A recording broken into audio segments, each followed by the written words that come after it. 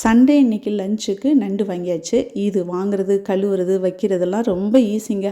ஆனால் உடச்சி சாப்பிட்றது தான் ரொம்ப கஷ்டம். உடச்சி சாப்பிட்றதுக்குள்ளே தட்டில் போட்ட சாதமே அது சூடு ஆறிடும்.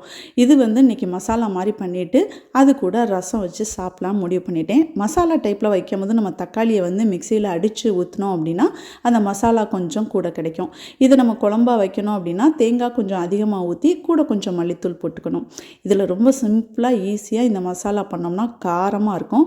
நண்டில் முக்கியமாக வெள்ளைப்பூடு போடணும். லாஸ்ட்டாக மிளகு போட்டு இறக்குங்க. ஏன்னா நண்டு கேஸ் ட்ரபிள் உள்ளது. அதனால் அதுக்கு கண்டிப்பாக மிளகு போட்டு சமைக்கணும். என்னதான் நண்டு நான்வெஜ் ஐட்டத்தில் இருந்தாலும் இதை மட்டும் வச்சு சாப்பிட்டோம்னா சண்டே ஃபுல்ஃபில் ஆகாது. இது கூட மீன் குழம்பு, மீன் வறுவல் இதெல்லாம் இருக்கும்போது இது ஒரு சைட் டிஷ்ஷாக இருந்தால் தான் அது சூட் ஆகிற மாதிரி எனக்கு தோணும். பட் இன்றைக்கி ரொம்ப வேலை அதிகம் இழுத்துக்க வேணான்னு சிம்பிளாக முடிச்சாச்சுங்க.